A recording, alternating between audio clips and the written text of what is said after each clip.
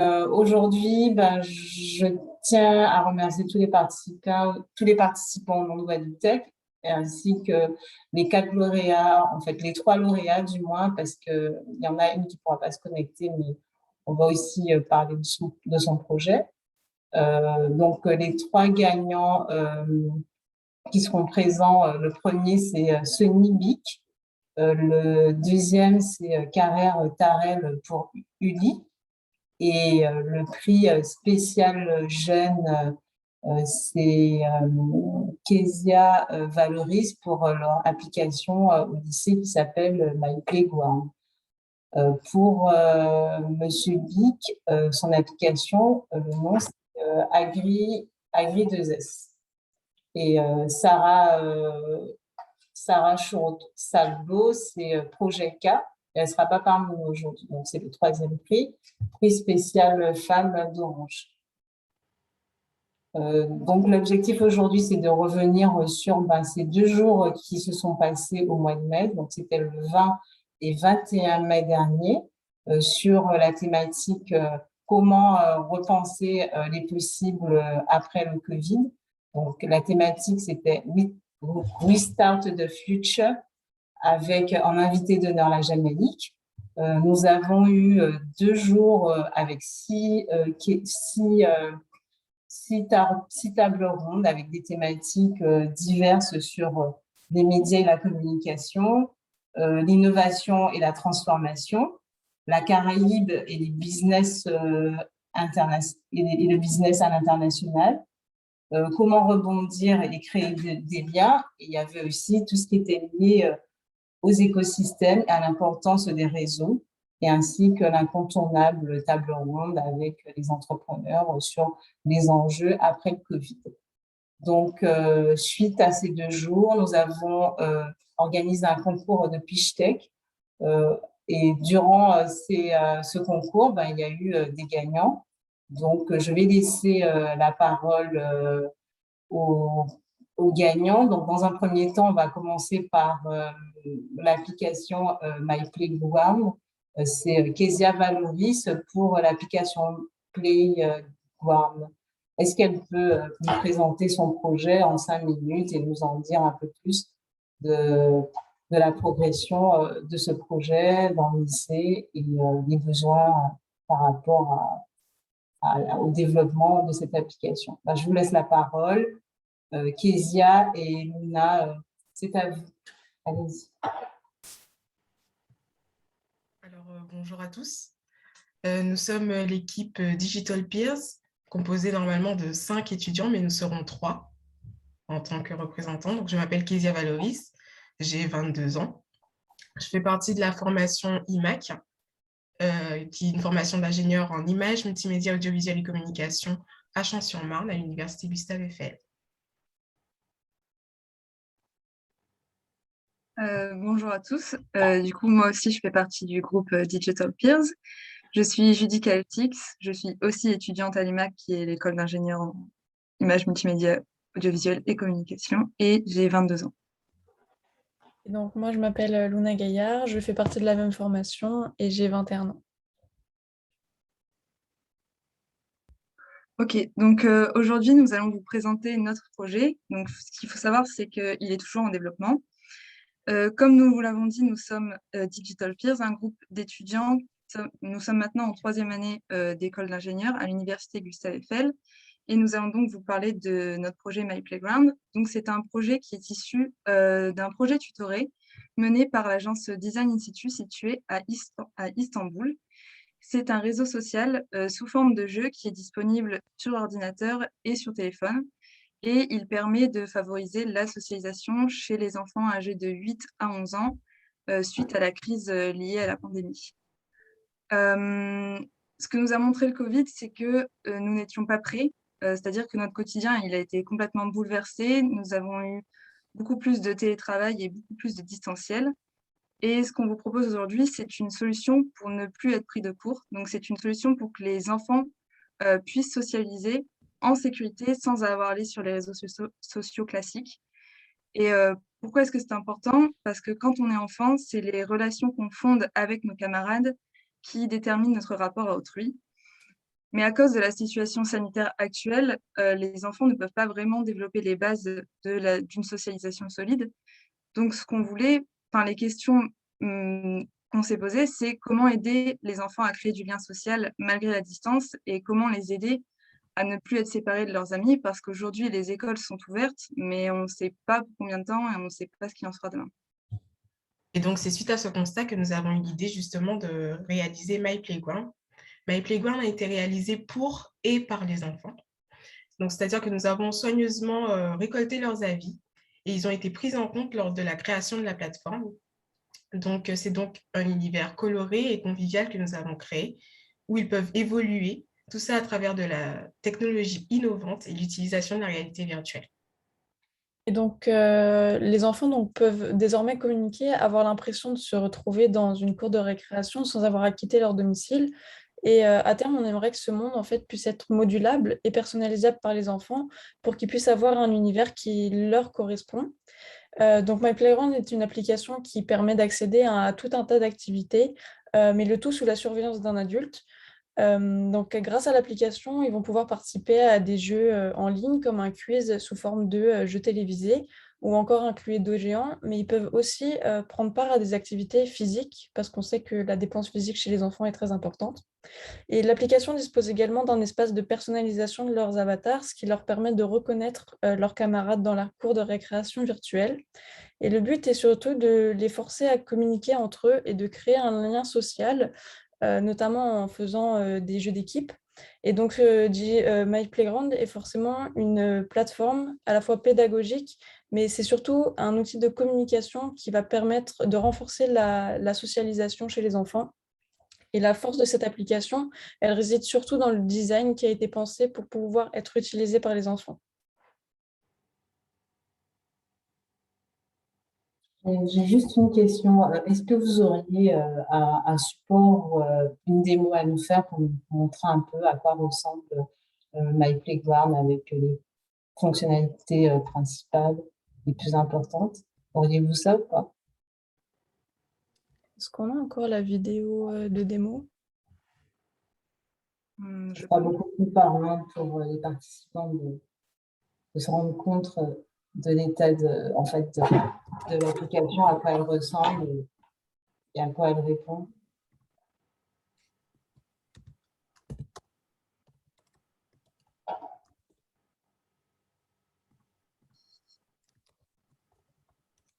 Je vous ai laissé l'écran en partage. Vous pouvez partager.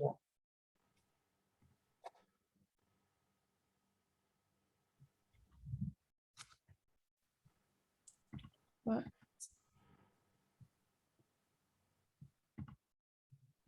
Sinon, je vous laisse continuer et d'entre vos recherches. Oui. Vas-y, Kezia, je vais chercher si j'ai la vidéo. Donc, nous avons réalisé un prototype fonctionnel au cours du mois de janvier 2021 grâce à l'utilisation du moteur de jeu Unity. Donc, en fait, il contient les bases qui permettront par la suite de développer la plateforme pour que les enfants soient capables de communiquer entre eux, de personnaliser leur avatar, mais également de se déplacer librement dans le monde.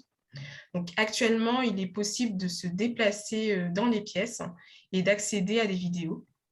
Donc, qu'est-ce que nous pouvons retenir de My Playground? Bien, My Playground est une application qui est à la fois conviviale, sécurisante, innovante et colorée, où les enfants peuvent apprendre la socialisation entre eux grâce au jeu, et ce, peu importe la situation sanitaire. Donc, nous allons chercher la vidéo. Je ne sais pas si Luna, tu l'as trouvée. Non. Je crois que je l'ai. Attendez.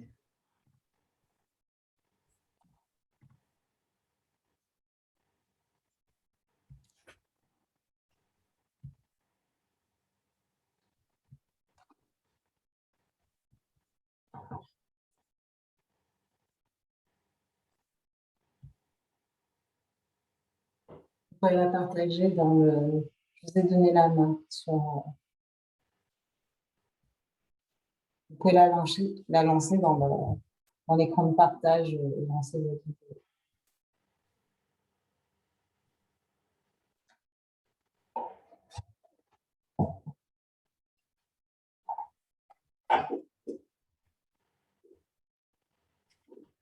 Est-ce que vous voyez l'écran? Oui. Oui. Alors, je vais essayer de le lancer. Une terrible pandémie bouleverse. Depuis début 2020, une terrible pandémie bouleverse le monde et les relations sociales. C'est la raison pour laquelle nous avons pensé à une solution qui permettrait une adaptation des modes de socialisation. Les enfants, désormais privés du monde extérieur et de l'école, ne se retrouvent plus qu'à travers des écrans d'ordinateur. Cela compromet le développement de leurs capacités sociales et ne leur permet pas d'acquérir les bases d'une socialisation solide. C'est alors que nous avons pensé à My Playground. My Playground est une application qui permet aux enfants âgés de 8 à 11 ans de retrouver leurs camarades de classe et de participer à diverses activités comme des activités physiques, des jeux de société en ligne, des quiz et plein d'autres choses, le tout sous la surveillance de leurs enseignants. Grâce à l'utilisation de la réalité virtuelle, ils pourront également se déplacer dans leurs cours de récréation sans même sortir de chez eux. Cette application, disponible sur smartphone et ordinateur, va révolutionner le monde de l'éducation et permettre aux enfants de maintenir un lien fort malgré les distances sociales.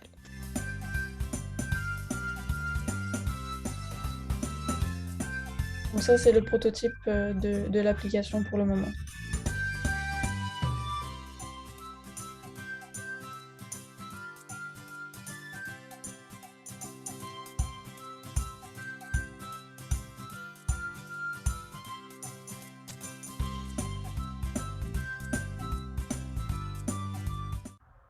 Leçon numéro 1. Apprendre à gérer ta respiration. Pour cela, tu vas venir te mettre en tailleur, c'est-à-dire que tu vas venir croiser légèrement tes jambes comme ceci. Tu vas faire en sorte de garder ton dos bien droit et tu vas venir poser tes mains sur tes genoux. Tu vas prendre 5 grandes respirations. C'est parti.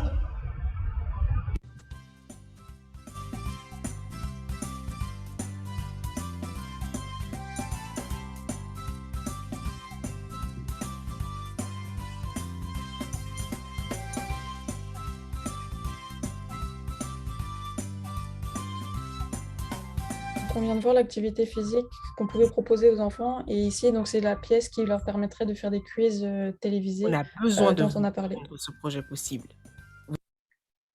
Vas-y, tu peux continuer, Luna. Voilà, donc ça, c'était la présentation un petit peu, enfin, c'était la vidéo un petit peu promotionnelle avec donc la démonstration du projet, enfin, du prototype de l'application qu'on a réussi à développer jusque maintenant.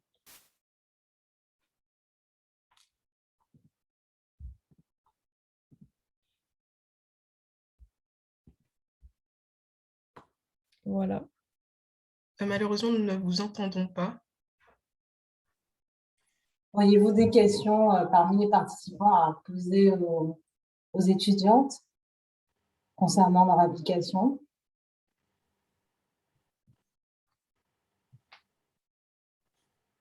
Moi, j'avais une question à vous poser. Donc, où vous en êtes de votre projet actuellement?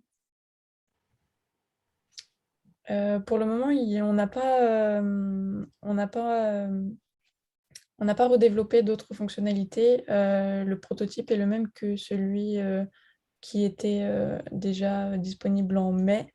Mais c'est quelque chose qu'on aimerait continuer, donc voilà. En fait, il s'agissait d'une preuve de concept. Nous avons réfléchi tout l'aspect en fait du projet pour qu'il soit en fait destiné aux enfants. Et nous avons réalisé un prototype pour voir si il était possible de réaliser ce réseau social sous forme de jeu. Ok. Est-ce que vous avez déjà testé? J'ai des questions au niveau des participants. Est-ce que vous avez déjà testé votre prototype en situation réelle, dans une école ou avec des partenaires, des crèches ou des écoles maternelles? Non, pas encore parce qu'il n'y a pas assez de... On n'a pas réussi à complètement implémenter toutes les fonctionnalités. Parce que pour l'instant, il s'agit juste de se déplacer en fait dans le monde et de visiter. Et après, il y a toutes les questions de sécurité des données, etc., qu'on n'a pas encore non plus mis en place. Donc le faire tester pour le moment, ce serait trop tôt dans l'élaboration du projet.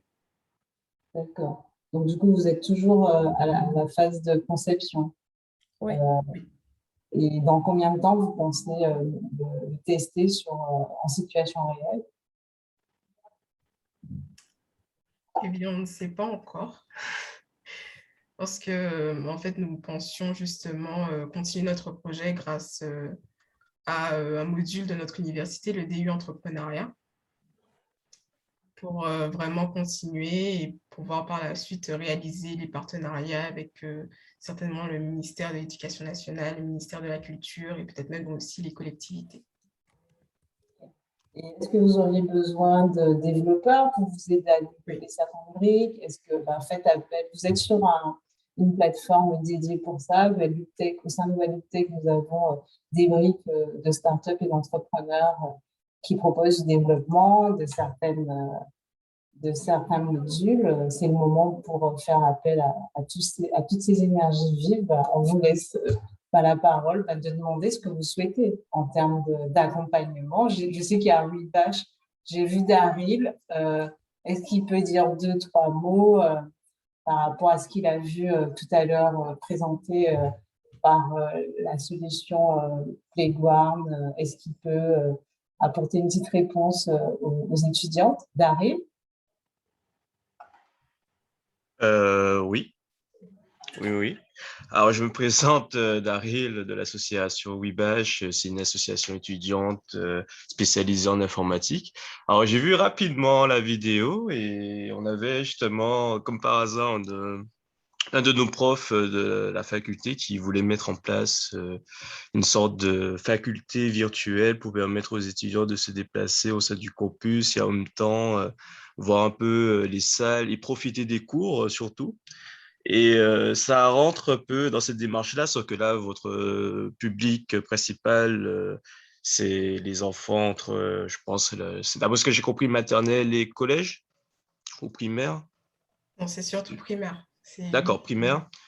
Et oui, en fait, par rapport à ce que Guadeloupe Tech a dit, effectivement, c'est surtout des développeurs que vous recherchez, des designers au niveau, enfin, tout ce qui est graphique, des personnes qui sachent utiliser Unity, puisque c'est ce que vous avez choisi au niveau de votre plateforme. Est-ce que enfin, qu'est-ce qui a fait déjà que vous avez choisi Unity principalement plutôt qu'autre chose? On a utilisé Unity parce que c'était dans la facilité d'implémentation d'un univers en 3D, enfin semi 3D. C'était vraiment aller à la simplicité entre guillemets de l'implémentation. Et c'est pour ça qu'on s'est tourné vers Unity plutôt que de tout coder nous-mêmes. D'accord. Et je suppose que si vous avez les moyens bon, si Unity au final peut vous permettre d'aller beaucoup plus loin, donc je vais reformuler ma phrase. Est-ce que ça vous dérangerait de basculer sur une autre plateforme si jamais nous avons des personnes qui savent utiliser par exemple Blender ou autre chose? C'est un exemple que je donne, puisque chez nous, on a des étudiants qui savent utiliser Blender et je pense que vous seriez peut-être pas déçus de voir ce qu'ils sachent faire.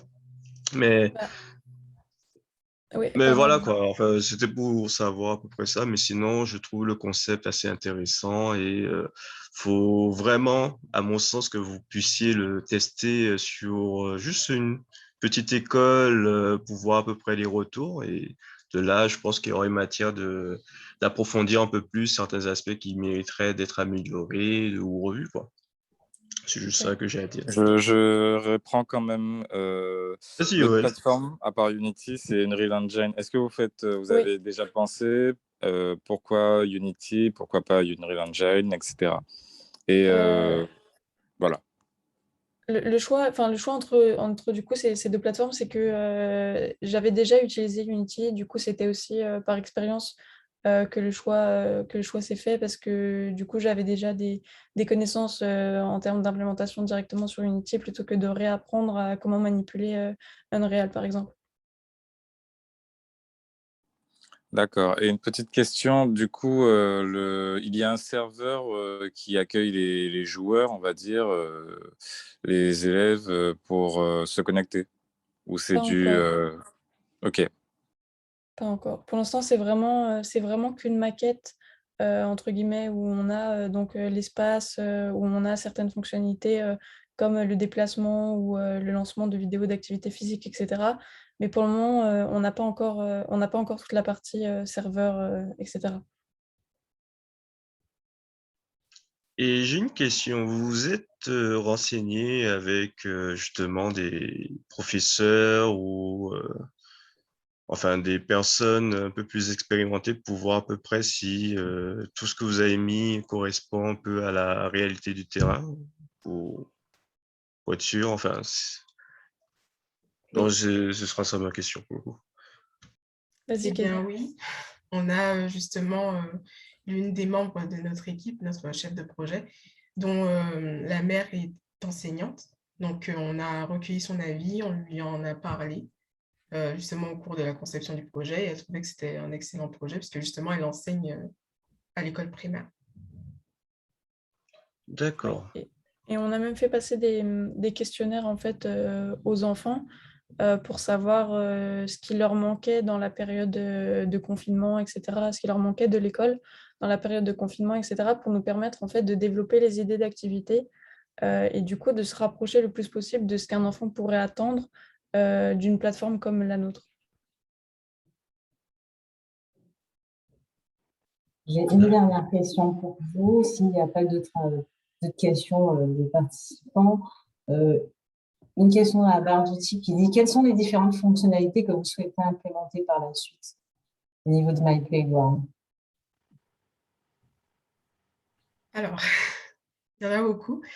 Nous voulions qu'elle soit sécurisée, donc on voulait mettre en place aussi un bouton, enfin déjà 2 pages, une page admin, administrateur pour l'enseignant, pour la personne qui surveille, et une page pour les enfants. On voulait mettre un bouton pour prévenir justement le harcèlement, parce que c'est aussi des choses qui arrivent sur les réseaux sociaux. Mettre en place aussi les différents jeux, c'est-à-dire qu'ils pourraient se retrouver, avoir un rayon dans lequel ils puissent s'entendre les uns les autres, communiquer. Nous voulions... Mais en fait, il y a tellement de fonctionnalités qu'en parler maintenant, ça prendrait beaucoup de temps. Mais voilà, ce serait surtout les jeux, les 2 pages principales, le déplacement sur la plateforme et les connexions sur le serveur. Est-ce que je peux me permettre, Guadeloupe Tech, Sabine Bajazé, c'est CEF? Oui, je vous écoute, allez-y.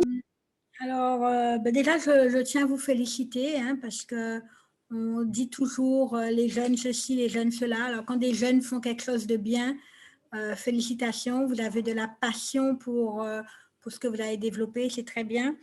Peut-être que, bien que vous êtes toujours dans un stade de développement, de conception, de recherche de nouvelles fonctionnalités, peut-être qu'il faudrait maintenant étoffer un petit peu l'équipe et avoir aussi des gens qui, en parallèle, commencent à réfléchir sur le business model, sur le plan de communication, sur le plan de distribution, sur la sécurisation des données, de façon à ce que quand le projet est bien mûr, que vous pouvez lancer tout de suite, en fait, et qu'il n'y ait pas de temps entre la finalisation du prototype, la finalisation du produit, de la plateforme, et la mise à disposition de cette plateforme-là sur le marché. Donc, avoir déjà des cerveaux qui réfléchissent sur comment on va vendre notre produit, à qui on va le vendre, comment on va s'y prendre. Voilà, étoffer un petit peu l'équipe. Surtout comment on va le distribuer, parce qu'on est dans un produit qui peut être pas seulement pensé autour de nous dans les écoles primaires, mais qui peut être adapté à autre chose, parce qu'effectivement, dans les écoles primaires, il n'y a plus de récréation, et dans les entreprises, il n'y a plus de post-café. Donc, peut-être l'adapter tout de suite à un nouveau public et le distribuer distribué partout, en fait. Donc, ça peut être en français, ça peut être en anglais, ça peut être en espagnol. Voilà. Donc, déjà, commencer à penser outside of the box pour voir comment on peut pousser tout de suite le produit. Merci beaucoup pour tous ces conseils. C'est nous qui vous remercions pour la présentation. N'hésitez pas, je vais vous envoyer les contacts par rapport au webinaire aujourd'hui. Donc, Sabine Bazager, qui est la directrice du CCEF Guadeloupe, et l'IBACH. Donc, si vous voulez des conseils, donc, moi, je vous ferai un retour avec tous ces contacts pour vous aider, vous accompagner. On vous remercie pour la qualité de votre application qui est en phase prototypage. Mais on espère pour vous et pour le futur que vous puissiez aller beaucoup plus loin avec cette application et la proposer, pourquoi pas, avec, comme elle a dit Mme Bazager, un business model qui puisse vous générer du chiffre d'affaires. Donc, je vais passer la parole à Tarer pour nous présenter Uli. C'est le deuxième prix. Parce que le troisième prix, je ne pourrais pas le présenter parce que la personne ne peut pas aujourd'hui. En fait, elle a eu un empêchement. Donc, on passera par M. Tarer qui va nous présenter son application Uli et nous en dire un peu plus sur son actualité et les perspectives de développement. Allez-y, M. Tarer. Bien, bonjour. Tout le monde m'entend, c'est bon?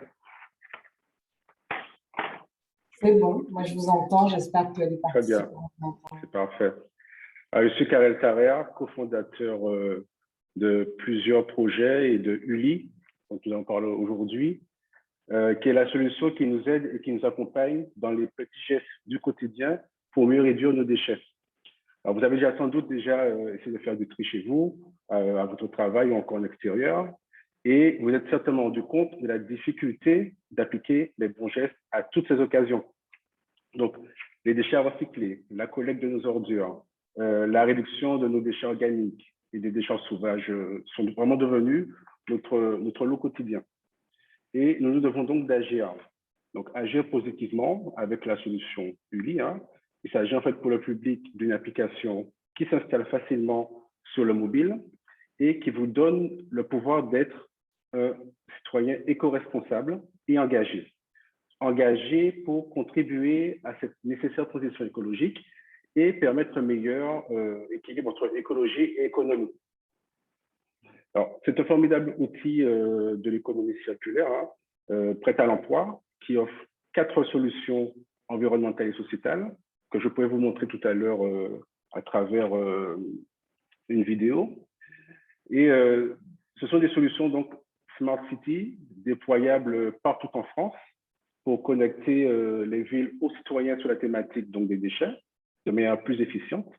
Il s'agit en fait de véritables pas en avant pour un meilleur service public de la gestion des déchets, de nos déchets et de la réduction donc et ça va aussi donc impliquer la réduction donc des coûts liés à ce service.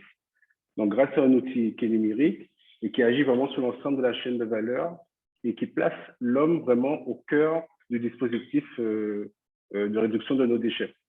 Donc vous l'aurez compris, Uli est une application qui est made in Guadeloupe et qui a pour ambition aussi d'accompagner donc le citoyen, mais surtout de le rendre acteur de la propreté de sa ville.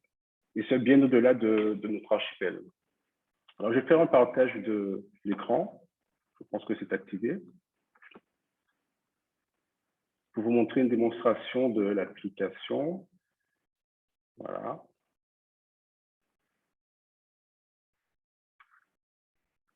Voilà, tout le monde voit. Je vais faire play. Donc, une fois téléchargée, en fait, l'application, il faut quand même autoriser l'application à l'autoriser à vous envoyer des notifications, l'autoriser à accéder à votre caméra pour faire le signalement et l'autoriser surtout à accéder à votre position GPS parce que l'application s'adapte vraiment à la réalité de votre localité. Il faut vous donner en tout cas des résultats les plus proches de vous. Donc, dès le démarrage, en fait, vous avez un ensemble de conseils qui vont se défiler, qui vont défiler par rapport à votre localité. Et à travers cette application, on a aussi un fil d'actualité. Donc, il suffit simplement de faire défiler la page.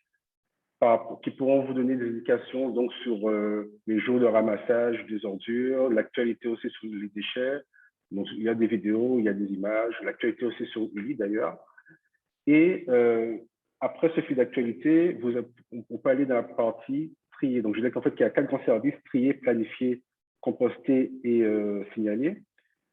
Donc, en cliquant sur trier, vous avez en fait un ensemble de pictogrammes. Donc, on reconnaît les pictogrammes quand on va en déchetterie, hein, et chaque pictogramme représente un ou plusieurs types de déchets.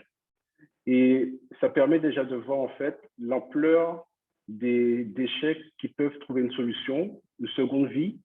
Et c'est vraiment en tout cas le concept du lit, hein, c'est que nos déchets en fait dont on souhaite se débarrasser et qui finiront à la poubelle, mais en fait Uli est là vraiment pour donner une alternative aux tout poubelles et montrer que les déchets, ce n'est pas uniquement le plastique, enfin les déchets à recycler, ce n'est pas uniquement le plastique, le verre et les emballages, mais c'est aussi le textile, c'est aussi le mobilier, c'est aussi enfin, les médicaments, etc. Donc, en cliquant en fait, sur chacun des pictogrammes, au fur et à mesure, vous avez des conseils qui apparaissent en bas. Donc, c'est vraiment très simple d'utilisation. Hein. Vous avez des conseils et aussi, surtout, des conseils pour optimiser votre geste et éviter les erreurs de tri. Parce que c'est vrai que quand on se rencontre, quand on va dans une borne, souvent, on pense que voilà, tout le plastique va dans la borne, comme pour la borne en plastique, on met les bouteilles, etc. Mais effectivement, le pot en yaourt, et particulièrement en Guadeloupe, ne va pas dans cette borne, il va justement dans le tout poubelle. Donc, ça permet justement aussi d'optimiser ces gestes, puisqu'en fait, le tri, même si ça paraît évident, mais en fait, quand on regarde de plus près, ce n'est pas toujours évident. Et à chaque fois que vous allez cliquer donc, sur l'un des pictogrammes, ça va chercher, au-delà des conseils, ça va chercher automatiquement le nombre de points d'apport volontaire disponibles. Donc, tout en bas, c'est marqué, par exemple, 349 collecteurs pour votre sélection. Ensuite, il suffira simplement de cliquer sur le bouton « Voir » pour accéder aux différents points d'apport volontaires par rapport à la sélection que vous aurez faite. Donc, bien sûr, du plus proche au plus éloigné. Et en cliquant donc sur les différents collecteurs, vous avez le détail par rapport à sa localisation et par rapport aux différents déchets qu'il peut récupérer. Donc voilà, c'est une fonctionnalité qui est vraiment très simple d'utilisation. Et l'idée, c'est vraiment d'éviter le gaspillage et faire en sorte que nos déchets deviennent des ressources pour d'autres structures, d'autres acteurs, afin de créer de la richesse, de créer de l'emploi, de redynamiser nos territoires. Et effectivement, on n'a pas uniquement les bornes mises en place par les comités d'agglomération, on peut aussi avoir des associations, on peut avoir des entreprises qui souhaitent collecter des ressources en circuit court auprès de la population.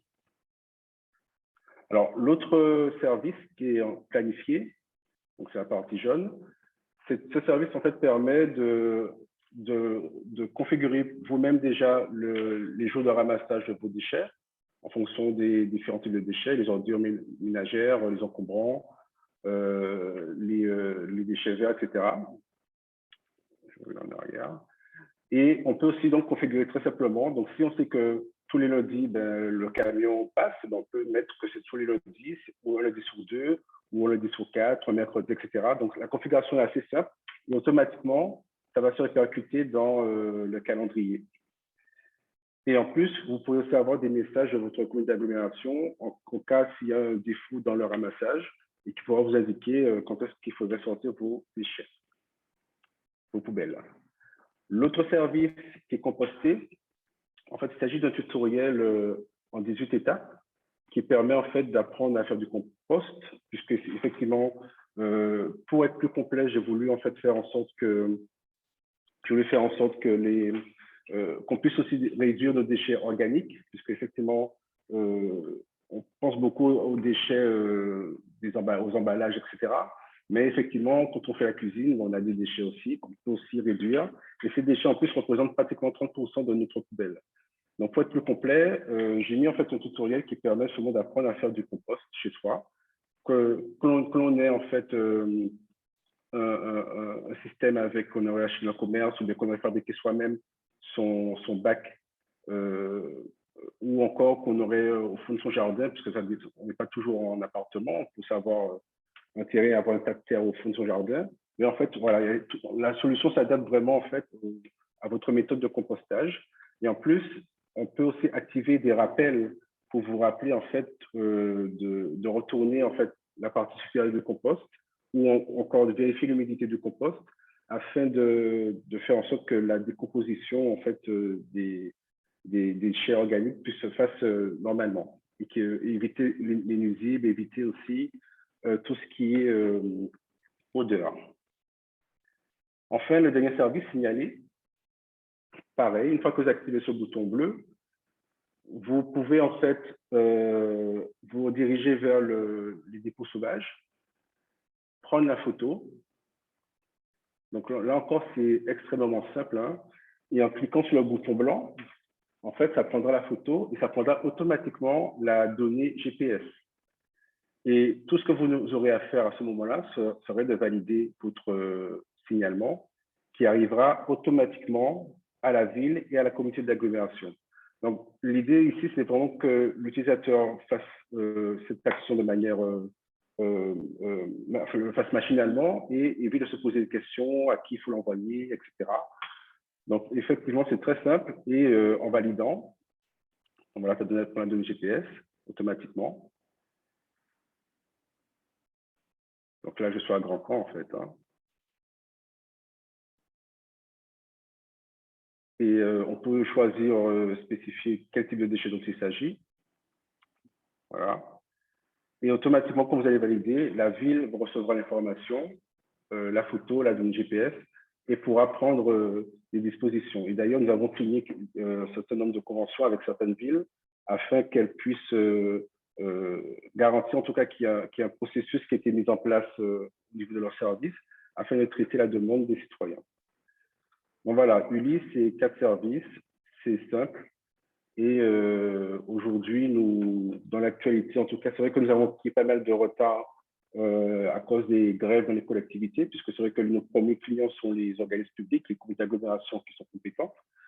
Avec les dernières grèves qu'on a subies en mars, mai, etc., les services étaient forcément bloqués, donc on n'a pas pu avancer. Là, à la rentrée, les comités d'agglomération ont refait part en tout cas de leur intérêt pour cette application.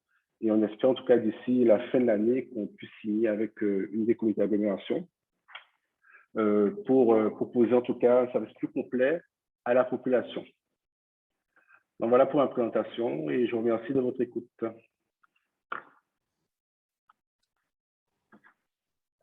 Alors, je regarde si dans la barre d'outils, je n'ai pas de questions. Moi, j'avais une question.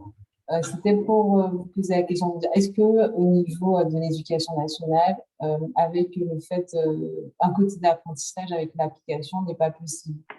C'est-à-dire que apprendre aux enfants à détecter les différents types de déchets et savoir les classer, dans quelle poubelle les mettre, les déposer.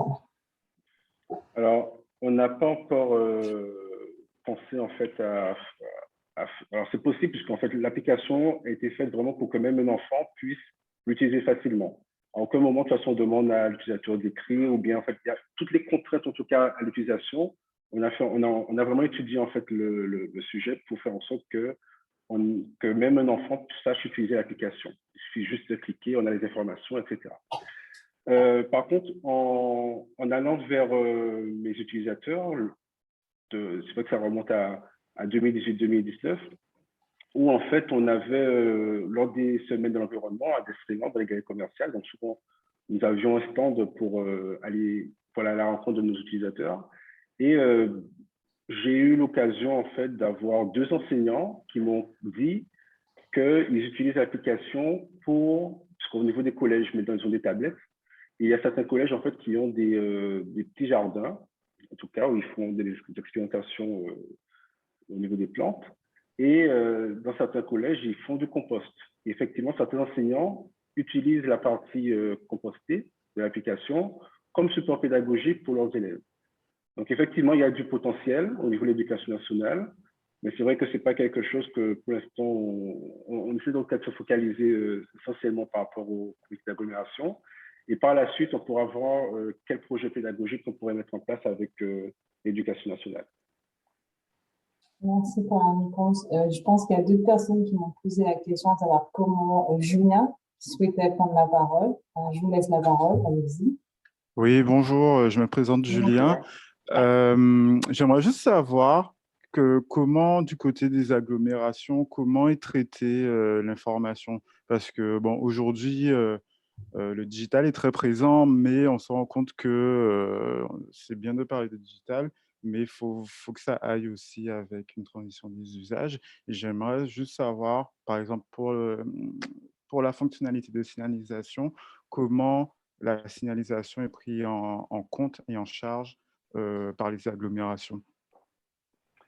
Alors, au niveau des agglomérations, effectivement, le digital et non seulement c'est dans l'expérience en tout cas que j'ai eue, c'est vrai que les communes d'agglomération parlent beaucoup d'innovation, mais c'est vrai que parler d'innovation, c'est une chose, mais en tout cas, intégrer l'innovation dans ces procédures, c'est autre chose. Et on a forcément ces freins à la prise en main de nouveaux systèmes, de nouvelles manières de faire, et encore plus quand c'est digital, même si parfois ça paraît évident. Donc, au niveau des communes d'agglomération, et pour l'expérience que j'ai aussi au niveau des villes, c'est qu'elles reçoivent bien l'information, et en plus, c'est vrai qu'il y a un découpage qui n'est pas forcément évident au niveau des compétences. Parce qu'il faut savoir que la compétence gestion des déchets appartient à la communauté d'agglomération, mais la compétence propreté urbaine, c'est-à-dire ce qui concerne les pots sauvages près de chez vous, ce n'est pas la communauté d'agglomération, c'est la ville, le plus souvent. Donc, parfois, en fait, il y a des découpages de compétences qui ne sont pas forcément évidents pour le citoyen, mais en tout cas, les deux strates, communauté d'agglomération et ville, reçoivent l'information. Une fois que l'information est envoyée à travers l'application, donc effectivement, ils reçoivent. Et ce qui peut arriver, c'est que avec les villes avec qui on a signé, les procédures sont plus évidentes, puisque ça a été vraiment organisé. Mais sinon, ils reçoivent l'information et ensuite, ils doivent la traiter. Comment ils la traitent ce qui peut se passer en fait dans le traitement, et parfois c'est vrai qu'il n'y aura pas de baguette magique qui fera que je fais mon signalement et demain ce sera plus là. C'est vrai qu'il y a toute une organisation à mettre en place, et parfois c'est parce que la ville n'a pas de moyens, tout bêtement, de traiter la demande. Parfois le dépôt est tellement grand ou tellement important, ils n'ont pas forcément les moyens de pouvoir traiter la demande en temps et en heure. Et parfois, ça traîne. Et puis, bon, voilà, avec les administrations, on peut aussi avoir des lenteurs. Donc, ils reçoivent en tout cas, l'important pour nous au niveau du lit, c'est qu'au minimum, ils reçoivent l'information de qualité. Donc, ils ont la photo, ils ont la preuve. Et ensuite, l'idée, c'est qu'ils organisent le circuit de prélèvement en fonction de leurs moyens, en fonction aussi, parce que c'est vrai qu'on a vu avec les grèves aussi, Uli n'avait pas vraiment fonctionné puisqu'il n'y a personne en mairie pour recevoir l'information. Donc, c'est vrai qu'il y a certains blocages qui font que, ben, voilà, s'il n'y a personne pour pouvoir traiter la demande, ben, ce n'est pas suivi.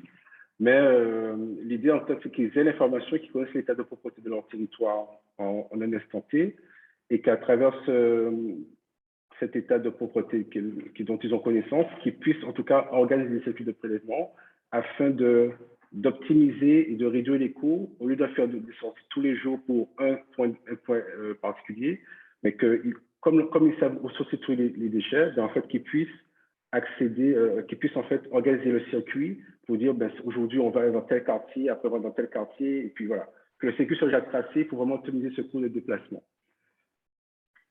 Très bien, merci.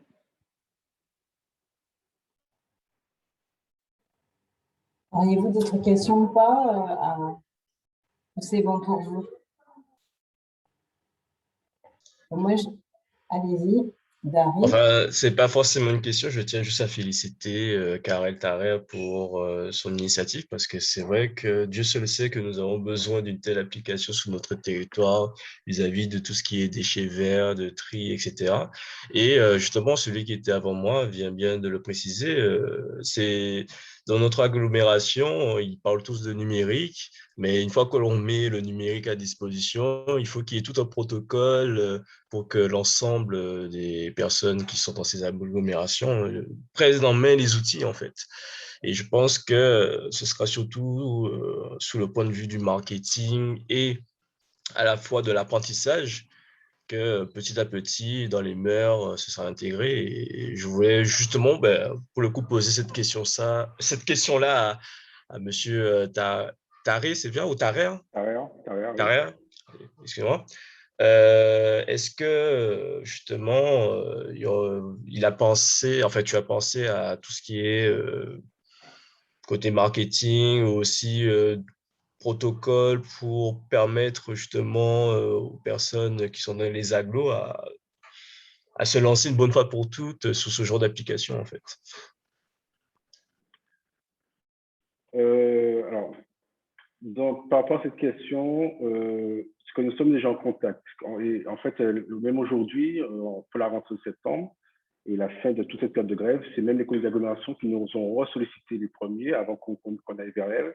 Donc, elles ont déjà vu l'intérêt, elles savent exactement qu'est-ce qu'il en est. Et maintenant, en fait, on est en train de discuter de contrats. On est vraiment à ce niveau-là. Mais en fait, nous, en fait, pour que déjà que la population intègre, c'est vrai que ces technologies, il faut vraiment que la communauté d'agglomération, en tout cas, prenne vraiment part en fait à cet outil-là. Puisqu'en fait, c'est la communauté d'agglomération qui va fournir des informations, qui va réceptionner des informations et qui aura cet échange. Nous, on n'est qu'une passerelle entre les deux.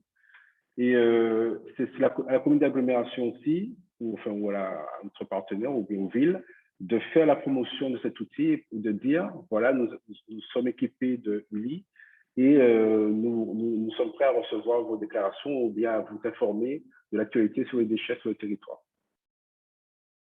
Et je voulais juste poser une dernière question. C'est forcément une application, enfin, vous êtes orienté plutôt sur une application en elle-même et non sur une web app pour, Oui, enfin, alors pour l'instant, on souhaite être uniquement mobile parce que le mobile, en fait, nous garantit un certain nombre de choses. Par exemple, quand une personne prend un signalement, la personne ne peut pas récupérer la photo sur son ordinateur, sur sa machine. Hein. C'est une photo qui est prise en direct. Et il n'est pas possible, en fait, quand on fait un signalement, de prendre une photo qu'on a fait aujourd'hui et puis on se dit, ah tiens, j'ai oublié d'envoyer la photo 2 mois plus tard. Et puis finalement, voilà. L'idée, c'est que quand on fait le signalement, ça prend la photo, ça prend la donnée GPS du lieu où a été fait le signalement et on ne peut pas tricher. Donc, en fait, le mobile nous permet, nous garantit un certain nombre de choses que l'ordinateur ne nous permettra pas. Parce que je me disais, c'est vrai que l'avantage des web apps, c'est que la personne se connecte et comme elle a l'impression d'être sur une application, bon, ben, elle se dit, oui, je n'ai pas besoin d'installer l'application, ça se fait en 2-2 et tout. Mais si effectivement, comme tu le dis, ça assure une meilleure sécurité, d'accord, je comprends. Et ne serait-ce aussi que pour le système de notification, voilà, pour nous, le système de notification, c'est un canal de communication direct vers l'usager et aussi pour la communauté d'agglomération. Et avec la web app, c'est moins évident en tout cas. Je te remercie. Je voulais juste rebondir par rapport à ce que vient de dire Darby. Juste pour une précision, à savoir l'application, est-ce que les citoyens des collectivités lambda peuvent aller se connecter sur la plateforme, soit d'une com d'agglo ou d'une municipalité pour accéder directement, c'est-à-dire à l'application. C'est-à-dire, est-ce que vous avez un lien de ULI sur les plateformes des mairies ou des com d'agglo? Alors non, jusqu'à aujourd'hui non. C'est vrai que quand il y a une promotion, le lien de téléchargement est mis en avant, mais il n'y a pas de lien en tout cas direct depuis leur site ou leur plateforme. Ça peut être un moyen aussi peut-être de vulgariser un peu plus l'application. Si la personne sur la plateforme en téléchargeant c'est vrai que nous, en fait, pour l'instant, on a fait le choix de rester en tout cas que sur le mobile.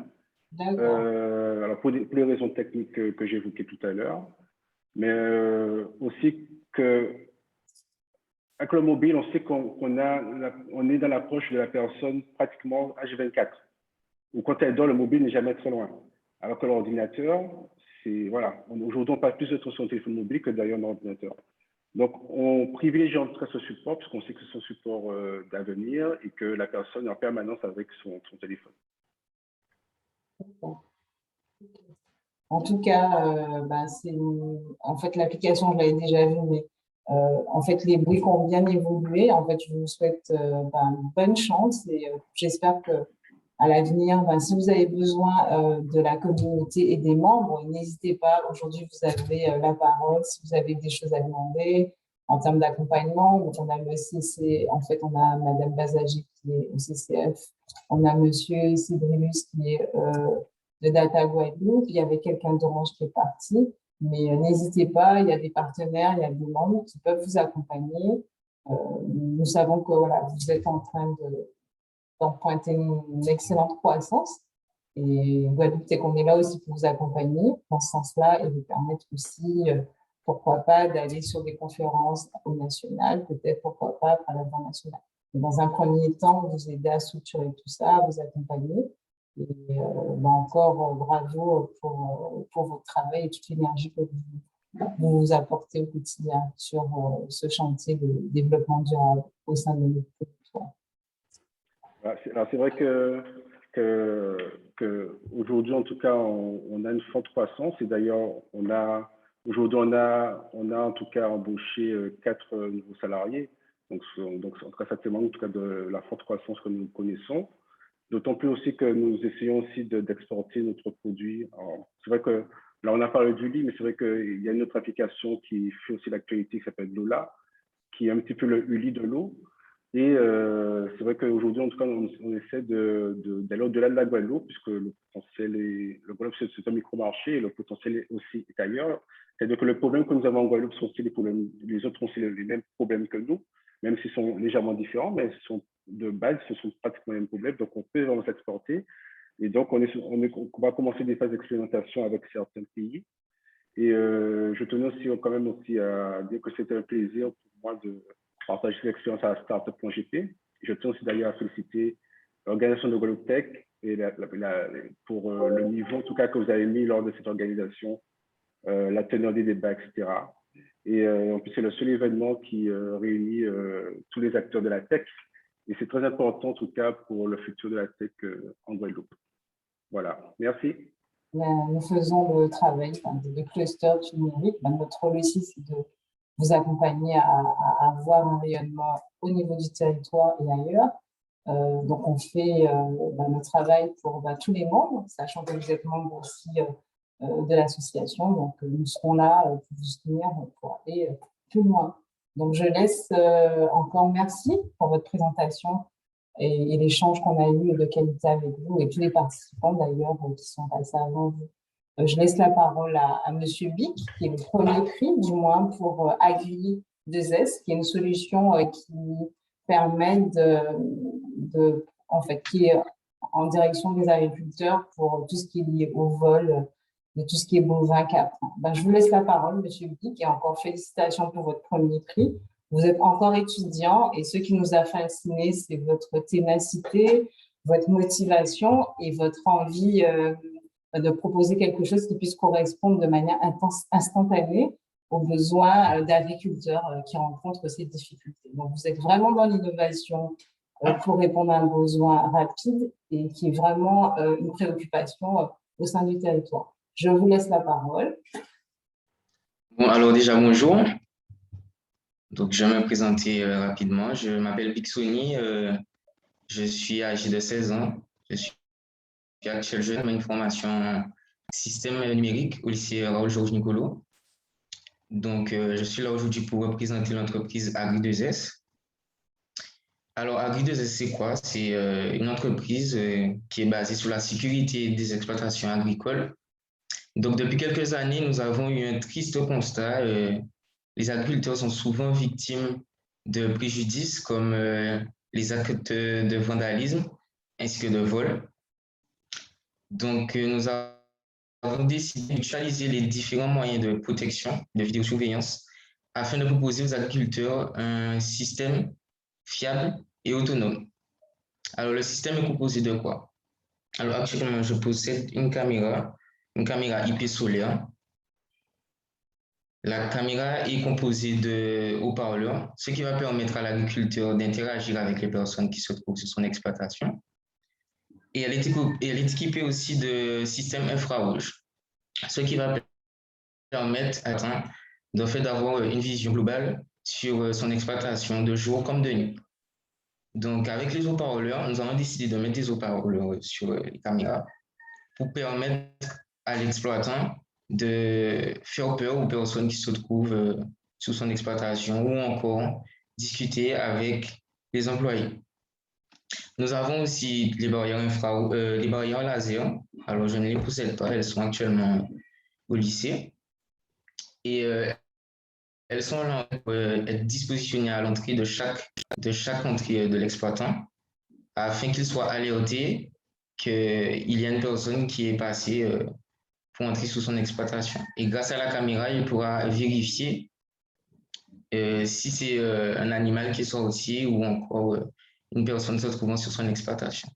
Donc, nous sommes allés à la rencontre des agriculteurs pas loin de notre établissement et nous les avons écoutés, leur avons demandé qu'est-ce qu'ils ont besoin.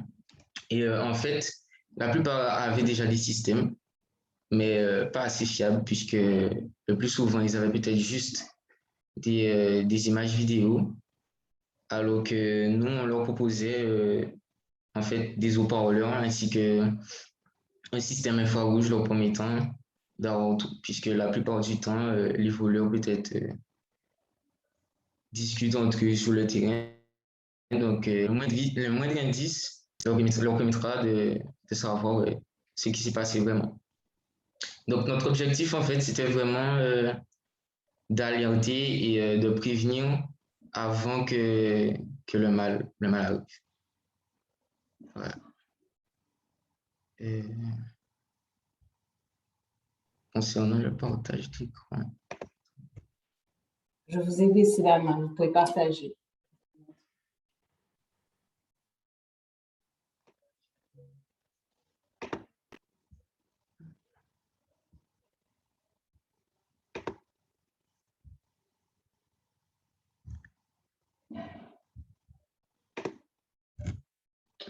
Pour mettre là ici.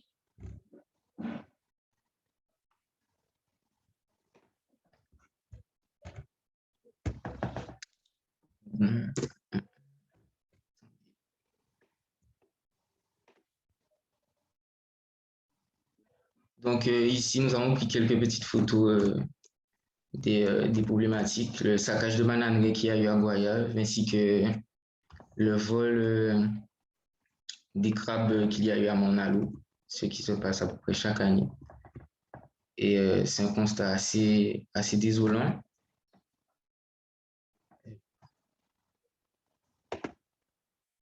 Donc, je vais vous montrer les photos à peu près du système. Donc, les caméras peuvent être installées à l'endroit tiré.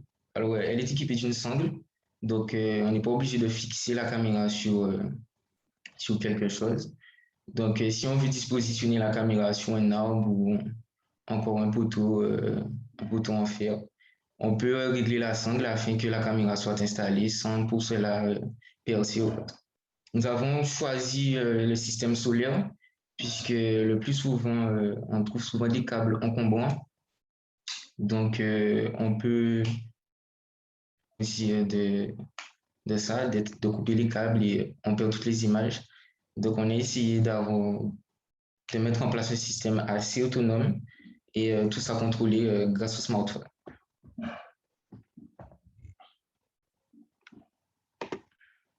Donc, voici les quelques petites photos que je vais prendre du système. Donc, juste devant, nous avons le petit panneau solaire de la caméra IP. Et juste à l'arrière, nous avons les barrières infrarouges, les barrières laser qui sont aussi solaires. Donc, ce qu'on peut retenir, c'est que Agri2S est vraiment là pour aider les agriculteurs à mieux gérer leur exploitation et surtout la sécurité de leur exploitation Et voilà.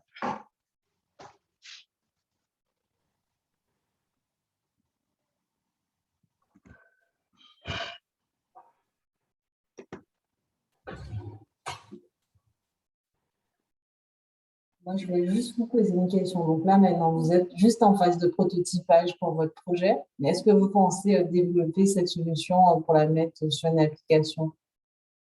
Comment? Est-ce que vous avez l'intention de mettre cette application, en fait, ce dispositif sur une application?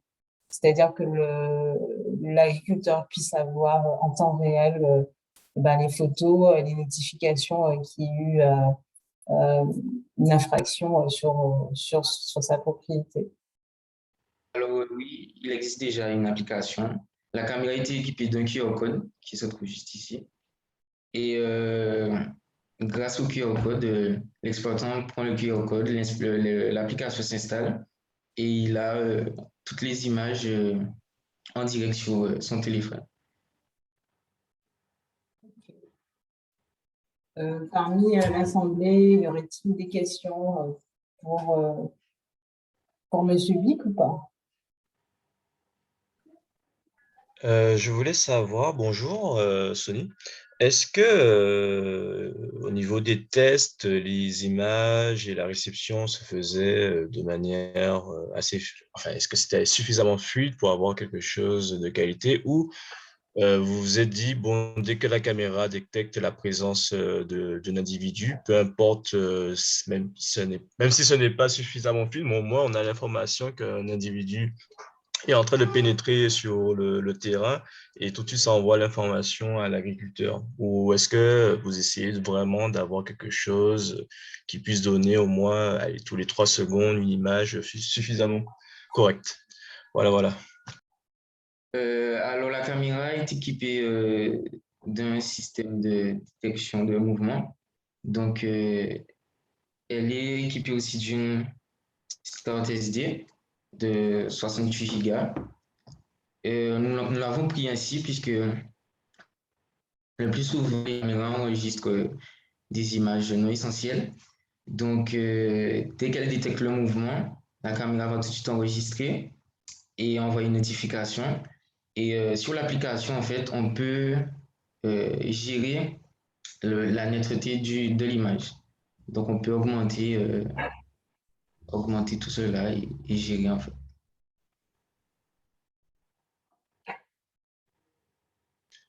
D'accord. Et sur la Guadeloupe, il n'y a pas de service qui proposait justement des caméras de sécurité de ce type-là ou Alors, non, puisque nous avons fait une étude de marché en allant à la rencontre des différents agriculteurs, ben, ils nous ont dit qu'ils disposaient déjà d'un système, mais pas comme le nôtre. Et ça leur a vraiment plu de savoir qu'il y a cet aspect de vidéo infrarouge, détection de mouvement, et aussi les images non essentielles enregistrées au lieu de faire du déstockage à chaque fois quand le stockage est rempli. Et voilà. D'accord. Et à l'avenir, est-ce que tu avais pensé, par exemple, l'utilisation de drones pour pouvoir survoler rapidement le lieu? Enfin, je suppose pas tout de suite, mais est-ce que dans l'avenir, tu avais pensé à ce genre d'option pour améliorer la sécurité? Oui, alors oui, nous essayons de passer une formation aussi dans le vol aérien afin de pouvoir faire voler des drones sur les exploitations au lieu de passer à pied dans toute l'exploitation et vérifier en fait l'endroit qui a été saccagé ou vandalisé. Allô? Bonjour. Bonjour, j'aurais une question. Moi, c'est plutôt par rapport à toi-même. Quel est ton parcours? Tu codes, tu développes, tu sais faire quoi? Alors, je suis dans tout ce qui est programmation, donc je vais installer l'application sur le téléphone de l'exploitant ou encore sur l'ordinateur puisque nous avons plusieurs propositions. parce que tout le monde ne dispose pas d'un smartphone assez compétent pour vérifier tout cela.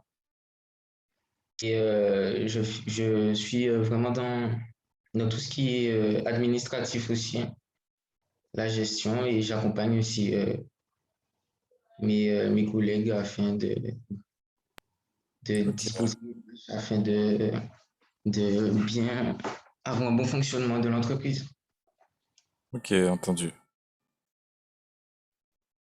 Après, je pense que Yoel, tu voulais poser comme question quel langage qu'il a peut-être utilisé pour faire son application ou autre. Enfin, je Oh pense non, que je pense que c'est c'est ça. une solution déjà adaptée pour, hein. Les caméras, c'est les mêmes choses habituellement. Ok. Et du coup, une petite question. Donc, c'est sur le terrain de l'agriculteur. Du coup, les caméras sont connectées à quoi? À une box, à un serveur local? Qu'est-ce que... Alors, je ne l'ai pas précisé, mais les caméras sont équipées de puces, de carte SIM en fait, qui va permettre à l'exploitant, s'il y a un bon réseau, de, de pouvoir recevoir les notifications, peu importe l'endroit où il soit. L'inconvénient, Et il n'y a pas souvent de réseau partout ici en Guadeloupe.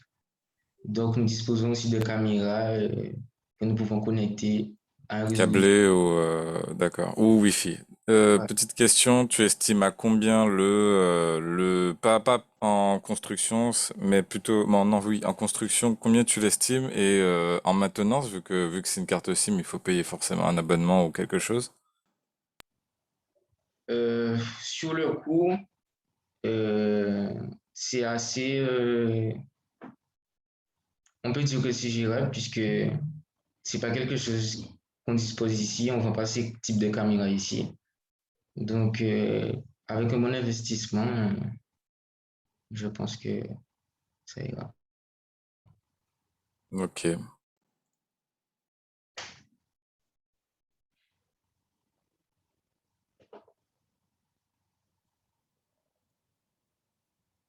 Pas d'autres questions?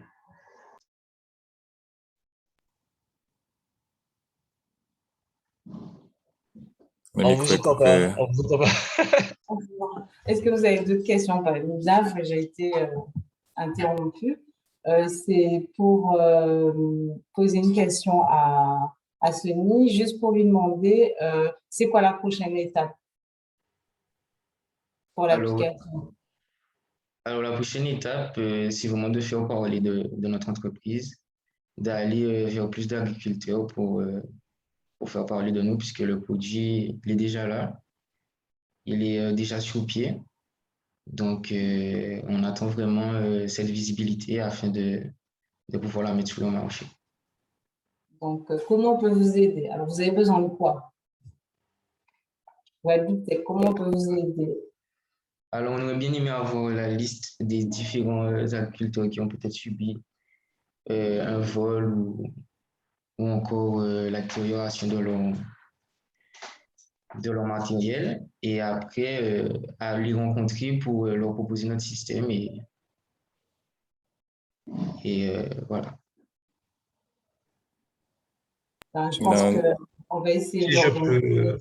une petite réunion avec vous pour voir comment on pourra vous accompagner pour faire évoluer votre solution et vous accompagner à ce que cette solution elle puisse avoir un terrain de jeu en termes d'expérimentation sur le territoire plus important et faire connaître au mieux votre solution au niveau de la Guadeloupe et peut-être ailleurs, au national. Je laisse la personne qui voulait parler, je laisse.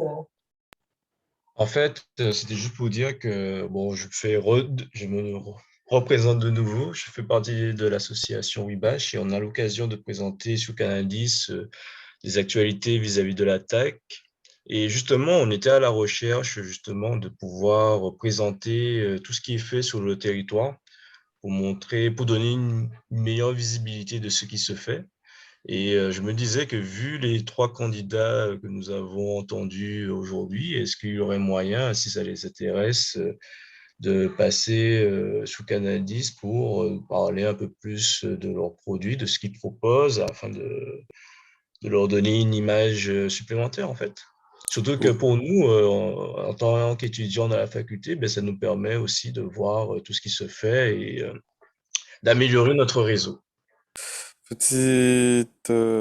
Enfin oui, je disais quand même, si tu veux des contacts, il y a eu un événement qui s'est passé il y a plusieurs mois, je crois que c'était en décembre, qui s'appelle Agreen Startup, qui était organisé par la région, et j'en faisais partie. Je suis aussi de Wibash.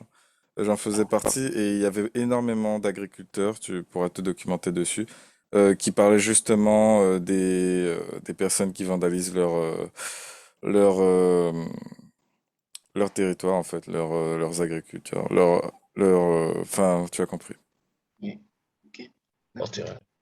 Alors, ce que je vais faire, c'est-à-dire que vous allez me laisser vos contacts, comme ça je pourrais faire la connexion entre Wibash et ce NIBIC, et après organiser, quand notre tiers va bientôt s'ouvrir au niveau de Guadeloupe Tech, on l'espère pour la fin du mois, début octobre, donc comme ça, organiser des sessions de travail, et ça pourra permettre une innovation et de manière constructive pour développer votre groupe au niveau d'Agri2S. Encore, Sony, félicitations pour cette solution et pour l'envie aussi d'apporter des réponses à des problématiques pour les agriculteurs. Encore, merci d'avoir participé au concours et d'être là parmi nous. Et je tiens aussi à remercier les participants sur ce webinaire qui fut fort intéressant sur les différentes présentations d'applications, et à remercier aussi tous nos sponsors et nos partenaires. Je souhaiterais donner la parole pour les sponsors qui nous ont donné des lots. J'ai vu qu'il y a Olivier Sébrus de Data Guadeloupe. Je ne sais plus s'il y a Madame Bajazé qui est connectée, je ne la vois plus. Il y a Madame Garnier aussi. Donc, si vous souhaitez prendre la parole,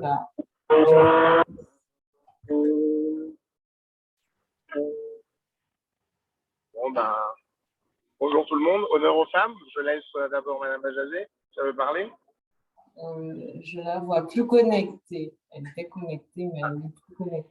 Je ne sais pas si vous m'entendez bien. C'est vrai que le timing est important et là, je vais prendre l'avion, mais donc je suis en voiture. Donc, j'espère que tout le monde m'entend. Ah non, déjà, je voulais remercier J'ai suivi les 3 présentations. Comme quoi, il y a de l'avenir chez les jeunes. Bravo. Donc, c'est bien. Et pour les lots en question, il y en avait 3 pour ma part. Donc, il y en avait un, c'était un ordinateur portable. Et ensuite, j'avais des tablettes Samsung 4G et une montre, je crois, une montre Samsung. Donc, à récupérer dès lundi à nos bureaux, à nos locaux, pour ceux qui peuvent. Voilà. Merci Olivier pour ton intervention. Donc, par mail, je vais vous envoyer le contact et le lieu pour aller récupérer les lots pour les gagnants. Donc, je vous fais ça tout de suite après le webinaire. Donc, en tout cas, merci à tous d'avoir participé au concours et d'avoir permis aux membres et à la communauté de la tech de la Guadeloupe de voir de quoi est capable nos jeunes, et mettre en avant un jeune lycéen tout en étant étudiant, de développer des applications et de proposer des solutions concrètes sur le terrain. Moi, je tiens encore à vous dire bravo et encore merci de votre participation. Et je voulais juste faire un clin d'œil que j'ai vu que notre ancienne présidente est connectée, Betty Fosta, si elle avait un petit mot à dire pour clôturer pour la fin. Mais on vous attend nombreux pour la 8e édition de la Startup.gp en 2022 pour vous faire encore proposer de belles pépites et aussi avoir des sujets d'envergure qui puissent vous intéresser et impacter vos business. Donc, Betty, si elle veut dire un petit mot ou pas, je ne sais pas. Juste félicitations aux lauréats. On ne vous lâche pas, on vous suit. Concernant Karel, on a parlé entre guillemets de toi en tant que lauréat potentiel pour être approché par des fonds d'investissement. Pour le jeune BIC, effectivement, il y a le concours Agreen Startup, il faut penser à la 2e édition. Guadeloupe Tech est partenaire d'un Green Startup, donc les lauréats de la première édition, c'est nous qui accompagnons en fait les 3 lauréats, mais il faut savoir qu'on est en contact avec le correspondant de la région en charge de l'innovation dans l'agriculture. Donc, c'est important également de se rapprocher de ce contact de la région qui fait le lien entre le monde agricole, le monde économique, le monde de la tech. Et puis, il faut penser des fois sur certains projets. C'est bien de s'essayer seul, mais parfois, il faut trouver des alliances, trouver des partenaires, peut-être des partenaires peut-être plus matures pour avancer plus loin parce que, mine de rien, quand même, ça coûte. Et bon, s'il faut réussir sur le long terme, il faut veiller à trouver les bons partenaires dès le départ. Merci à tous les participants.